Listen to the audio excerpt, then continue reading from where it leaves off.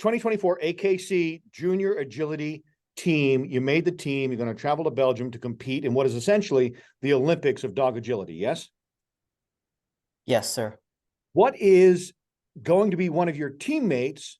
Her name is Emma. She's from Virginia, and I know her dad, which is crazy. Cool. So anyway, small world. That's really cool. Yep, you'll make a new friend, and you'll make lots of new friends through this whole experience. But this is a fascinating story, and you're going to make the Kansas state of Kansas proud and the nation proud, because this is, like I said, this is your Olympics. Dog agility. Why dog agility? There are so many, sports that seem to resonate with high school students. That we think of high school sports, we think of basketball, volleyball, baseball, all at football. How did you get into dog agility? So I got into dog agility through 4-H. I was doing 4-H and I came upon the dog project, which my mom said I should do, and we started up, and I got hooked on it, and I've been doing it for the last 8 years. I love 4-H. I've always been a big proponent of 4-H and the things it teaches. Living in communities like Wichita or back in Virginia where I was, it was such a prevalent program, and I think it's super important. So good for you. Onyx, you've pretty much been working with since she was a puppy, yes? Yes, we got her as a puppy, and I've been training her for the last 6 years. What kind of dog is she? She's a Sheltie, and basically a little lassie. Okay, nice. Did you specifically want this breed for competition? Is one breed better than another, or did you just happen to gravitate toward Onyx in her breed? So I've always owned Shelties, and I've always been in love with Shelties. I've handled several other breeds, Right. but that's one of the things that I've always gravitated towards as a Sheltie for just what they can do. Okay. Now, as a sport, and this is definitely a sport, both you and Onyx not only need to be connected mentally, if you will, but physically, you both have to be in shape because she's running fast and you've got to keep up with her. So first, your diet. Like, what do you do to fuel yourself on game day? Do you carb load like a runner, or what do you do? I don't know that there's so much in my diet. It's conditioning that I do before the trials. I condition both my dogs in the morning and in the day. So throughout the day, I'll go on a run with her to keep Okay. her in shape, to keep myself in shape, just to keep us up running. So obviously, Onyx, a very special athlete, probably needs a specialized diet. Can you tell me what you feed her, or is it just you go to Walmart and buy her a big old bag of Old Roy, or what do you what do you feed her? So I actually feed Taste of the Wild in order to basically keep it on a meat-based diet for her, Sure. but she does get a lot of treats and for training Well, for certainly. training. I mean, we all deserve treats, right? Yeah. So take me through game day, if you will. Take me through the competition. Is it broken up into different rounds and different skill sets? How does the competition look for you?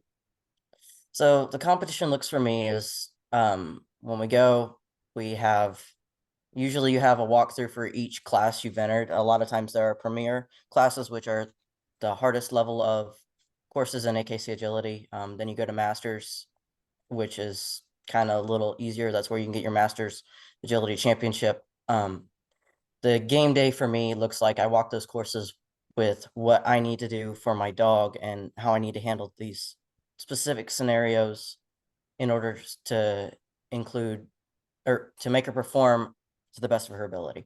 Sure. Okay. And what are there jumps and tunnels and slalom courses and all that? Yes, there are jumps. So it's basically an obstacle course for dogs. Okay. When we go through, you have jumpers with weaves, which is mainly jumps, tunnels, and weave pulls. They have to go over the jumps and basically slalom in and out of the weave poles, which are 2 feet apart. Wow. And then you have your standard classes, which have your contact obstacles like your dog walk, teeter, and A-frame, all of which they have to get 1 foot in the yellow in order to keep them qualifying. Okay. So is it scored similarly to maybe like a horse jumping event where there are penalties if they miss a gate or something like that? Yes, there are penalties if they miss a gate. Mainly when you get up into the higher levels of AKC agility, you have one fault causes a non-qualifying score. So anything that goes wrong, you're out of the running for a qualify. Oh, okay. You travel all over the place to compete, yes?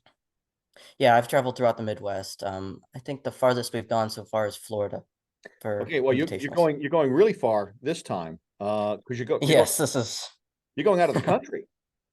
yeah, it's going to be interesting. You're going to Belgium. Have you ever gone out of the country? Have you ever flown out of the country? No, I've never flown out of the country. This will be my Oh, first.